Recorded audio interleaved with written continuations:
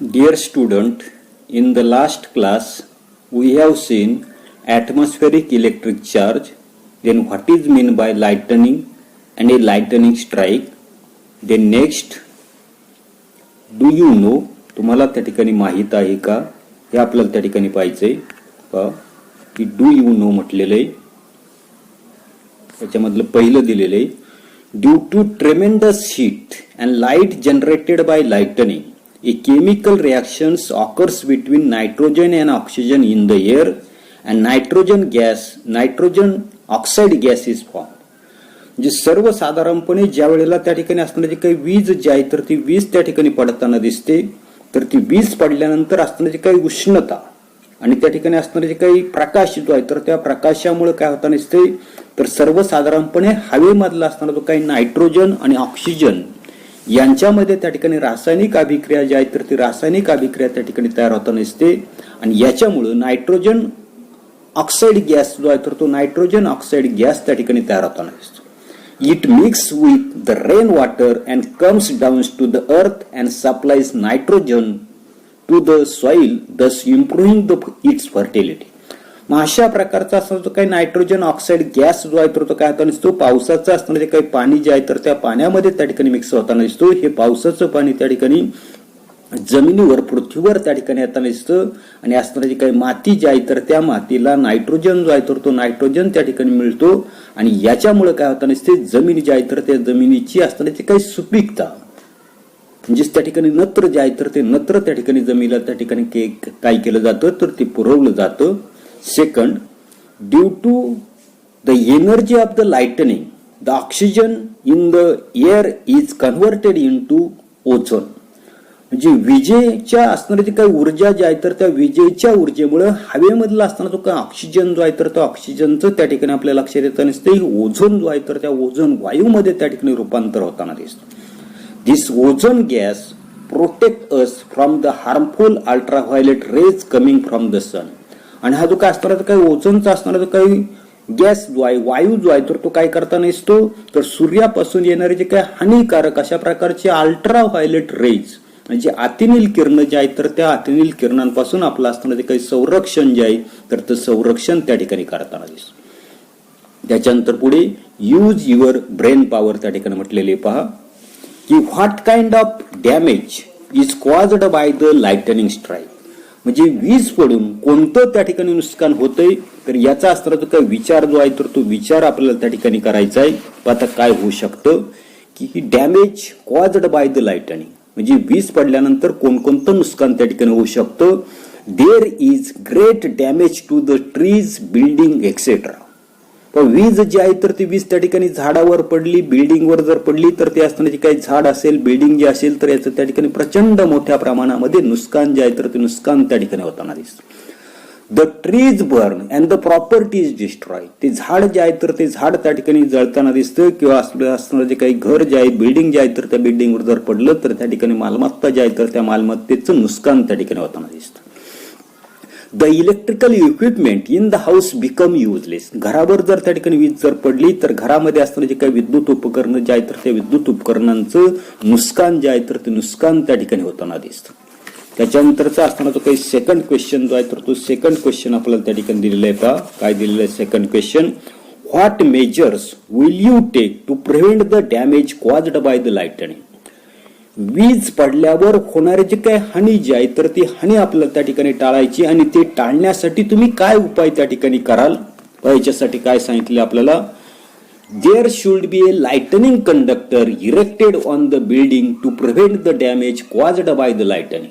म्हणजे सर्वसाधारणपणे वीज जे आहे तर ते वीज पडून होणारे जे काही नुकसान जे आहे तर ते नुकसान टाळण्यासाठी असणारा जो काही लाइटनिंग कंडक्टर ज्याला मराठीमध्ये आपण त्या ठिकाणी तडीक वाहक त्या ठिकाणी म्हणताना दिसतो, तर तो तडीक वाहकाची असणारी काही उभारणी जी आहे तर ती उभारणी करायची आपल्याला या असणारी काही बिल्डिंग जे आहे तर त्या बिल्डिंगवर त्या ठिकाणी करावी.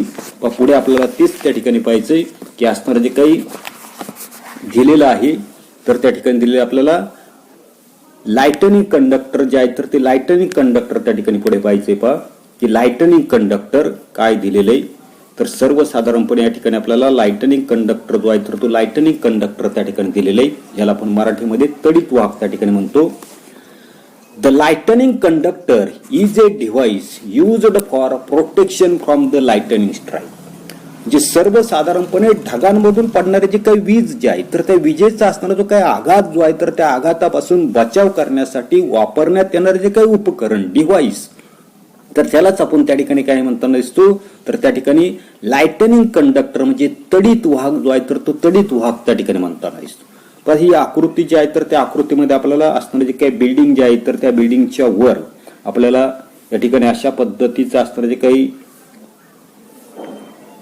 तडित वाहक जे आहे तर ते तडित वाहक त्या ठिकाणी बसवलेला आपल्याला त्या ठिकाणी दिसतं.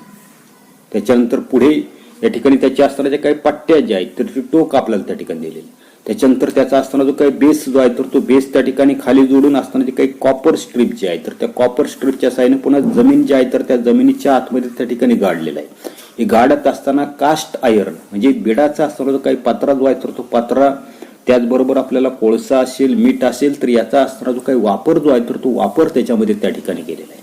आता काय दिलेले construction it consist of a long copper strip with one end forked. हे जे काही तडित रक्षक जे आहे तर ते तडित रक्षक म्हणजे तांब्याची एक लांब अशा प्रकारची असणारी जे काही पट्टी जी आहे तर ती पट्टी त्या ठिकाणी असते.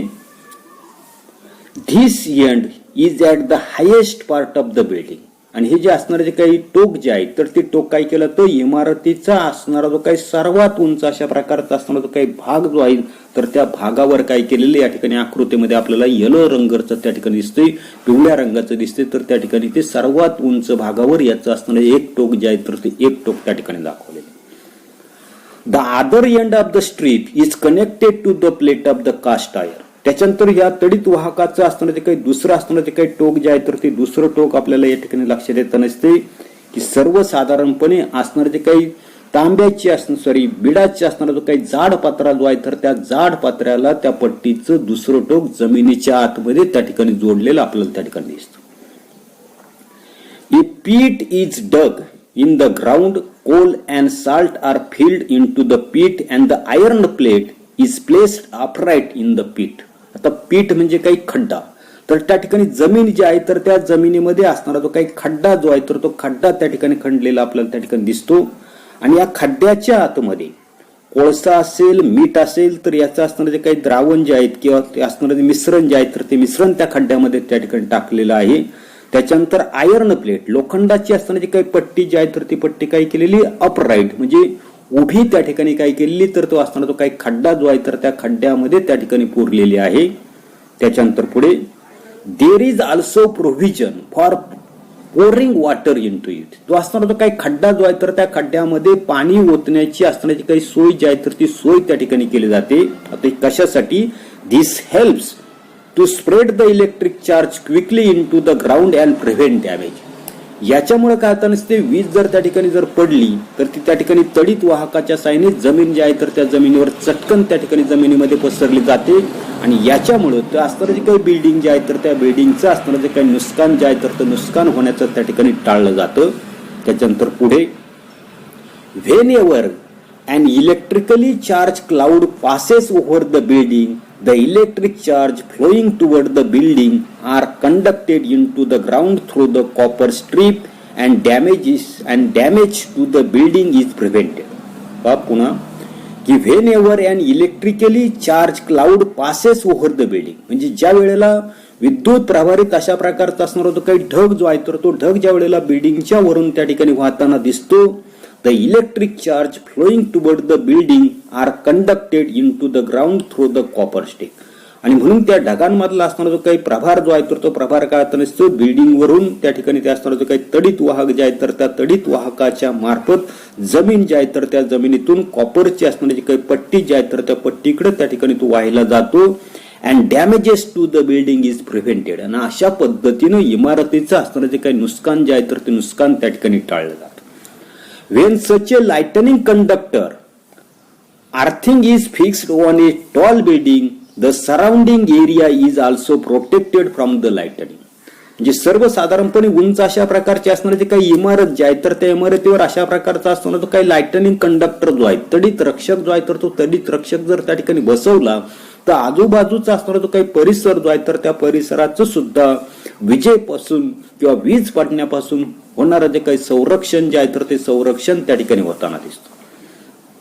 You will get more information about how to get protection from the lightning in the lesson on the disaster management.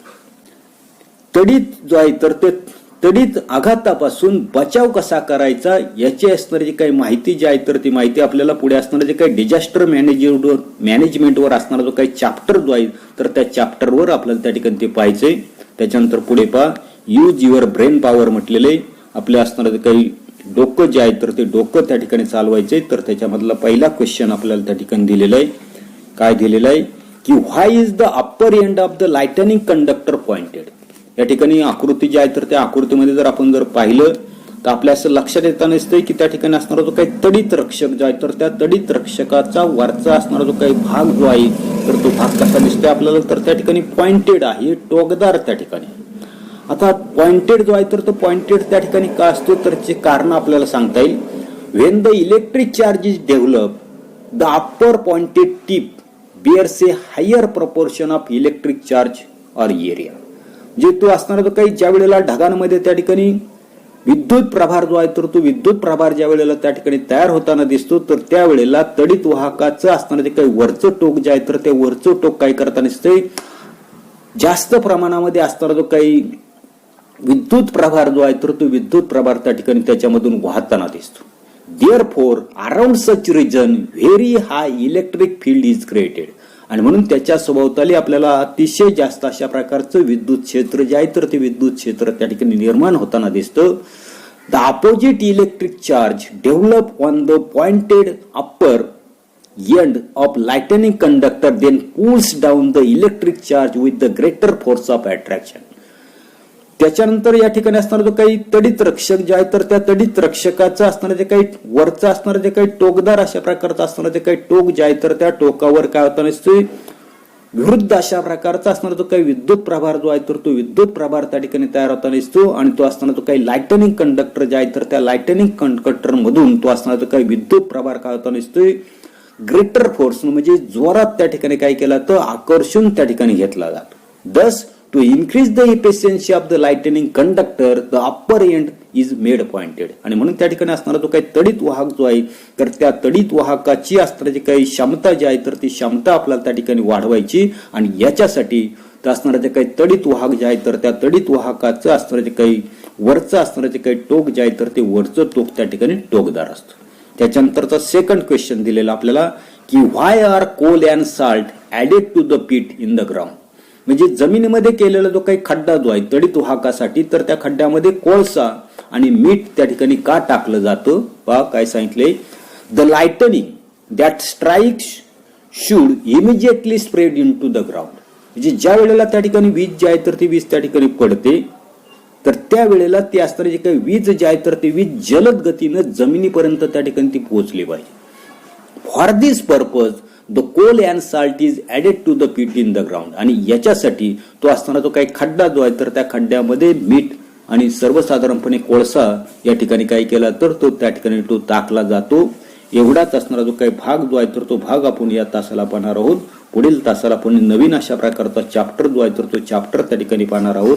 याच्यावर असणारे जे काही एक्झरसाइज जे आहेत तर ते एक्झरसाइज तुम्ही त्या ठिकाणी सोडवण्याचा प्रयत्न करा. धन्यवाद.